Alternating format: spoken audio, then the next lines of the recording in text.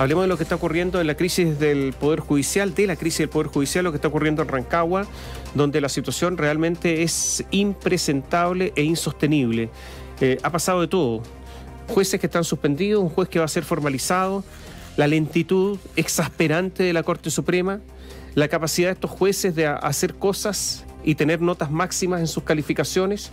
Nosotros cuántas veces hemos dicho lo mismo, las calificaciones en el Estado en general, ahora en el Poder Judicial, todos con nota máxima, y si a alguien le ponen un 6,5 se enojan y golpean la mesa y dicen esto no es posible, entonces están todos con 6,8, 6,9, 7, son impecables, pero resulta que no son impecables. En el caso del juez Emilio Elgueta, bueno, resulta que él había tenido un montón de antecedentes anteriores, incluso había sido ministro de la Corte de Apelaciones de Santiago, lo habían trasladado a Rancagua, etcétera, y resulta que estas sanciones simplemente le habían permitido de todas maneras seguir con su carrera judicial.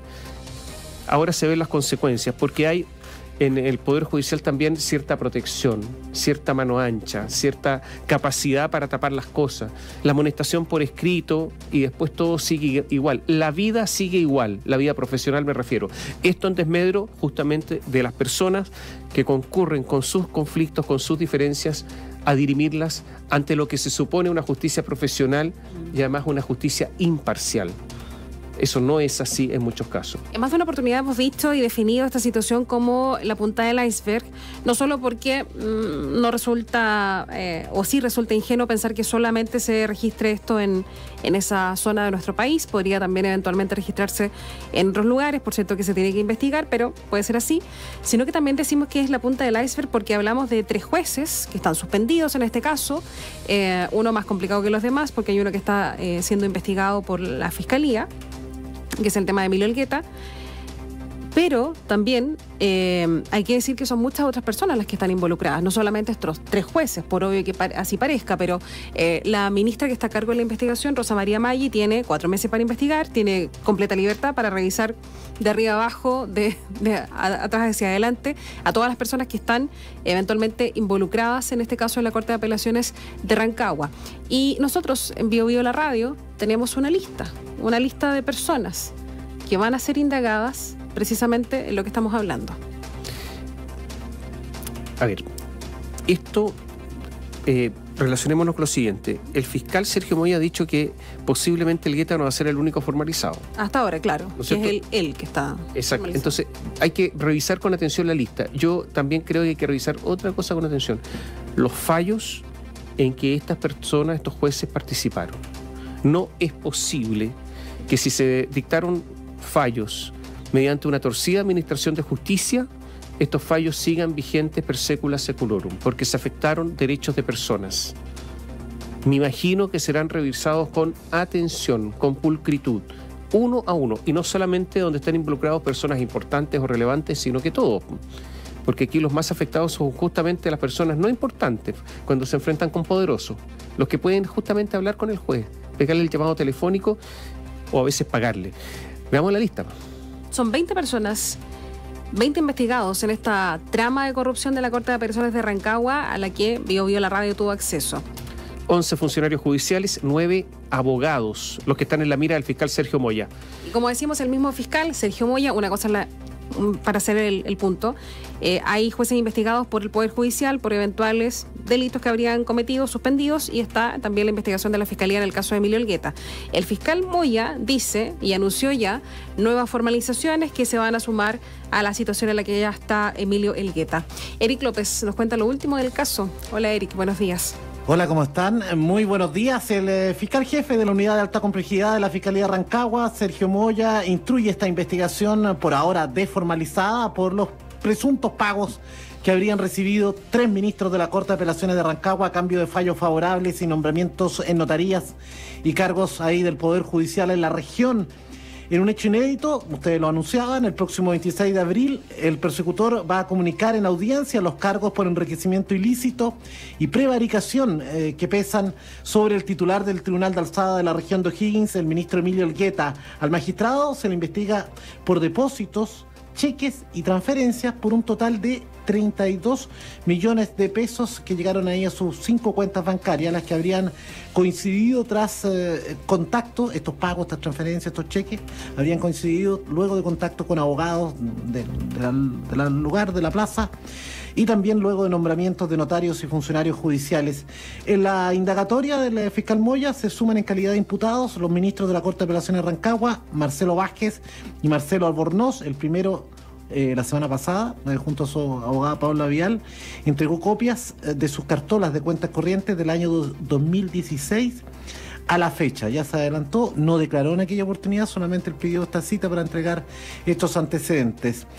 Además, el fiscal, según las fuentes judiciales consultadas, tiene en la mira al secretario del Tribunal de Alzada, Hernán González, el encargado de la distribución de las causas, y que aparece en las escuchas telefónicas con un doctor condenado por tráfico de estupefacientes, que recordemos reveló Bio Bio la radio. También es investigado el juez de garantía de Rancagua, Gianni Libretti, por una transferencia al Gueta de 1 millón de pesos justo después de ser nombrado titular de ahí del juzgado, y cuya esposa, Nora Arriagada, resultó también nombrada notario en Rengo con los votos del Gueta y del ministro Vázquez.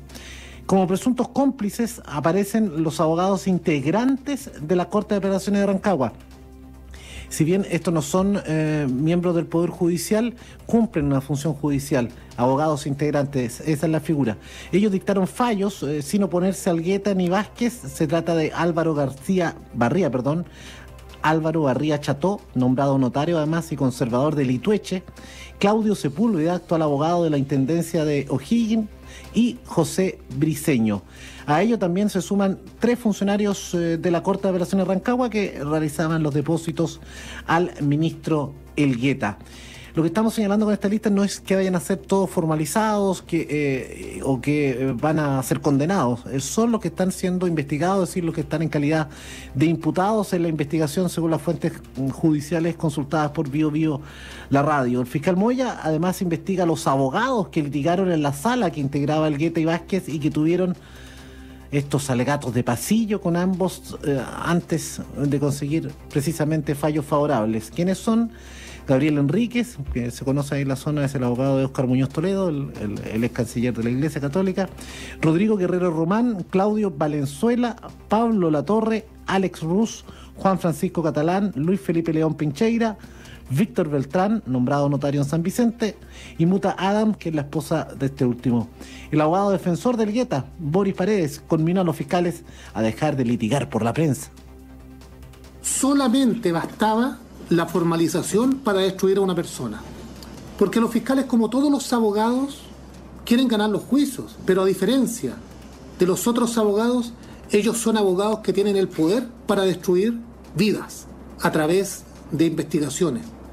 Entonces, muestren las cartas, insistan en una querella de capítulo, hagan lo que tienen que hacer y que se dejen de tramitar por la prensa. En conversación con Bio Bio la radio, el fiscal Sergio Moya confirmó que se presentará una eventual querella de capítulo en caso que, por supuesto, llegue este proceso. Recién va a ser formalizado, insisto, el ministro Elgueta. Si es que se llega a llegar a una acusación, que son mucho más adelante, el fiscal confirmó que se presentará esta querella de capítulo que puede terminar con la destitución del juez. También anunció nuevas formalizaciones. Desde ya podemos anticipar que hemos recopilado nuevos antecedentes y lo más probable es que esta no sea la única audiencia de formalización y tal vez no sea el único imputado. Respecto a la querella de capítulo, el Código Procesal Penal establece que esta se puede deducir, o se debe deducir más bien, al momento de pedir medidas cautelares o al momento de acusar. Y como señalo, lo más probable es que esta no sea la única audiencia de formalización, por lo tanto, una vez que concluyan las formalizaciones, porque han surgido nuevos antecedentes, formularemos la querella de capítulo respectiva. Bueno, recordemos que tanto Moya como el fiscal Raúl Guzmán llevan la parte penal de esta trama. Raúl Guzmán lleva lo que tiene que ver con los nombramientos justamente ahí en la zona, en el Poder Judicial. Y está la parte disciplinaria que instruye la ministra Rosa María Maggi, que tiene a estos 3 mismos ministros suspendidos por 4 meses con cargo de tráficos de influencia en su contra. Tomás Catrín. A ver, varias cosas acá. Uno, revisar todos los procedimientos del Poder Judicial, porque resulta que a lo mejor lo que sucede en la Corte de Apelaciones de Rancagua sucede en otras cortes. Muchos auditores se comunican con nosotros al respecto. Sería bueno, por ejemplo, revisar la de Talca. Lo segundo, lo que decíamos anteriormente, revisar los fallos en que ellos participaron, no solamente los nombramientos, etcétera, sino que también las resoluciones judiciales. A lo mejor habría que agregar en la lista al fiscal judicial de Rancagua, Álvaro Martínez, a ver qué tal anda ese señor. Es que ahí con los fallos son las víctimas, por así decirlo, los intervinientes los que tienen que recurrir. Yo creo que se están presentando ya recursos de reconsideración ahí para revisar. Hay que verlos todos. A ver, lo que sucedió en el caso del sobreseguimiento de Sebastián Dávalos, de la lista principal del caso Cabal, hay que revisarlo. Si la situación que se vivió ahí es absolutamente anormal. Y no nos referimos al resultado, sino nos referimos a la desaparición de un ministro que integraba la sala para ser reemplazado por justamente uno de los ministros que está siendo investigado, sorpresivamente. Y por lo tanto, todo eso tiene que ser investigado. A ver... habrá que investigar también a la Corte Suprema por qué tanta falta de precaución, tanta falta de acuciosidad con respecto a estos jueces, que eso es lo otro. El problema que ahí tuvo la Corte Suprema, y eso es lo que yo creo que están en estos momentos discutiendo, es el tema de la autofiscalización. Que sea, esto ellos se dieron cuenta por la investigación que llevaba Moya. Ellos no tenían idea de lo que estaba pasando en Rancagua. Me imagino que no tienen idea de lo que está pasando en varias partes. Y eso tienen que cambiar, es una materia urgente que tienen que poner ojo y hacer un cambio. Porque el tema de los fiscales judiciales parece que no resulta. Ahora, hay un tema donde no tenemos ninguna esperanza. Ahí sí que la esperanza, la mía, por lo menos es cero. A ver. Cero. Investigar al senador Juan Pablo Letelier. ¿Por qué la esperanza es cero? Porque fue a hablar con el fiscal Abbott. Y por lo tanto habría que investigar también al fiscal. Y no se van a investigar los fiscales a sí mismos, ni menos al jefe.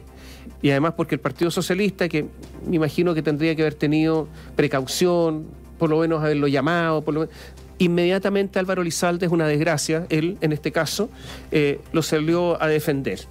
Entonces resulta que la gestión que hace Juan Pablo Letelier en favor de estos ministros, con un montón de eufemismos además, un lenguaje críptico, simplemente va a quedar en la impunidad. Eso, ahí hay esperanza cero de que eso se aclare. Ninguna.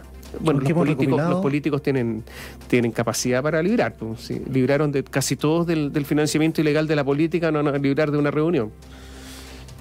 Hemos recopilado, hay bastantes testimonios en la zona que pronto vamos a hacer públicos respecto justamente a las actuaciones del senador. Y además, el Ministerio Público, gracias a que se reveló toda esta situación, esta trama de corrupción, se le ha acercado una cantidad significativa de personas a declarar, a entregar antecedentes, documentos, y yo creo que va a haber sorpresa. ¿Sí? Es que usted no tiene fe. Yo tengo fe. Ya, pero sorpresa sí, por capacidad de asombro.